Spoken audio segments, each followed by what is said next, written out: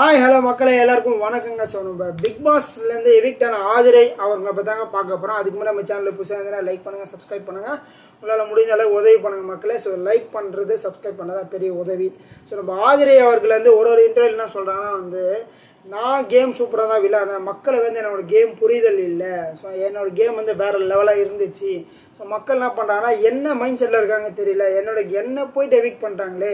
So நான்லாம் எவ்வளோ பெரிய பிளேயர்லாம் பயங்கரமாக பில்டப் ஊற்றுன்னு இருக்காங்க, எவ்வளோ பெரிய பிளேயர் ஏமா வெளில வருவான்ட்டு சில பேர் கேட்டிருக்காங்க.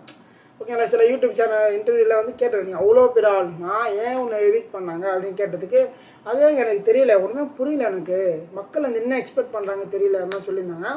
அதுக்கு அந்த நபர் சொல்லியிருந்தாரு, நீங்கள் சொல்கிறது ஓகே, முதல் வாரம் ஓட்டு போட்ட மக்கள் உனக்கு ஏன் 3வது வாரம் ஓட்டு போடல அப்படின்னு கேட்டதுக்கு அப்போ நான் சூப்பராக விளையாடினேன், இப்போயும் சூப்பராக விளையாடினேன், ஆனால் என்னன்னு கேட்டது அவங்க வார்த்தைகள் வரமாட்டேங்குது.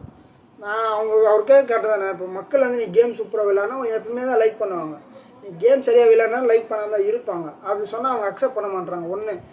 ரெண்டாவது எஃப்ஜே பற்றி என்ன சொல்கிறாங்கன்னா, எஃப்ஜே ரொம்ப க்ளோஸாக இருந்தான், என் கூட ரொம்ப க்ளோஸாக இருந்து நானும் அவங்க கூட க்ளோஸாக இருந்தேன், நாங்கள் ஒரு பவுண்ட்ரி உள்ளே இருந்தோம், எங்களோட லிமிட் ஒன்று இருந்துச்சு, அந்த லிமிட்டில் தான் ட்ராவல் பண்ணிட்டு இருந்தோம், நான் ஒரு லவ் கண்டென்ட்லாம் எதுவுமே பண்ணலை, நான் அவங்க கூட ஜஸ்ட் எனக்கு ஒரு சப்போர்ட்டிங்காக இருந்தான், சப்போர்ட்டிங்காக இருந்தால் என்னோடய கஷ்டத்தை ஷேர் பண்ணான், ஃபுல்லாக எல்லாமே ஆல்மோஸ்ட் ரொம்ப டீப் ஃப்ரெண்டு மாதிரி தான் இருந்த மாதிரி சொல்லிட்டு இருக்காங்க.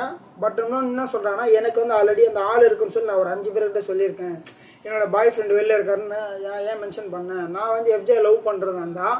ஸோ நீங்களாம் நான் எஃப்ஜே லவ் பண்ணேன்னு நினச்சிட்டீங்க, லவ் கிடையாது. எனக்கு ஷேர் பண்ணுறதுக்கு ஒரு நபர், ஸோ என்னோட சப்போர்ட் பண்ணுறதுக்கு ஒரு நபர், என் கூட ட்ராவல் பண்ணுறதுக்கு, என் கூட பேசுகிறதுக்கு இந்த மாதிரி ஒரு நபர், வெளியில் பாய் ஃப்ரெண்டு ஒரு நபர், ஸோ கல்யாணம் யாரு கூட தெரியல. ஸோ அந்த மாதிரி ஆதிரியை பேசிட்டு இருந்தாங்க. ப்ளஸ் ஒருத்தரை பற்றி ஒன்று சொல்லிகிட்டே இருந்தாங்க. ஓகேங்களா, ஸோ திவாகரனெல்லாம் வேஸ்ட்டு, என்னை தவிர்த்து வீட்டுக்குள்ளே கலை அரசன்லாம் எதுக்கு இருக்காருன்னே தெரில, அவரெல்லாம் சும்மா தான் இருக்கார், அவரெல்லாம் மக்கள் ஏன் பிடிச்சிருக்கு, என்ன ஏன் பிடிக்கல, அந்த மாதிரி பேசியிருந்தாங்க. நீ பண்ண சில சில்மிஷ வேலைகளெல்லாம் மக்களை பிடிக்காமல் போயிடுச்சு. ஓகேங்களா, அது சொன்னால் அவங்க அக்செப்ட் பண்ண மாட்டுறாங்க. நான் நல்லா தான் ப்ளே பண்ணேன், என்னோடய கேம் இது தான், நான் அப்படி தான் கத்தி தான் பேசுகிற மாதிரி கேட்டிருந்தேன்.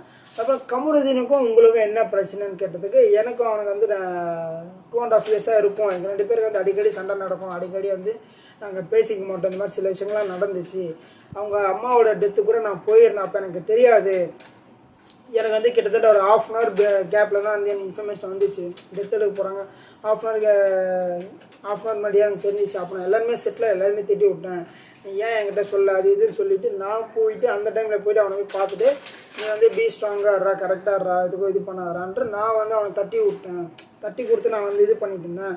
ஆனால் அந்த கமருதீன் நான் சொல்கிறேன்னா, திடீர்னு இந்த விஷயத்தில் அவன் எடுப்பான எக்ஸ்பெக்ட் கூட பண்ணல, இந்த என்னை இவ்வளோ தப்பாக நினைப்பான் நான் நினச்சி கூட பார்க்கல, நான் அவனை ஒரு இதாக இந்த மாதிரி சுச்சுவேஷனை ஹேண்டில் பண்ணேன், பட் நான் இப்போ ரிஃப்ளெக்ட் ஆனேன்னு கூட பார்க்கல மாதிரி அவங்க சொல்லிட்டு இருந்தாங்க.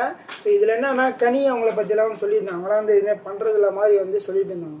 சபரி, கனி உண்மைதாங்க, இவங்களாம் ஒன்றுமே பண்ணுறது இல்லைங்க, பிக் பாஸ் உள்ள சும்மா வச்சு ஏதோ பண்ணிகிட்டு இருக்காங்க தவிர வேறு எதுவுமே அவ்வளோ பெருசாக அது பண்ணுறது கிடையாது.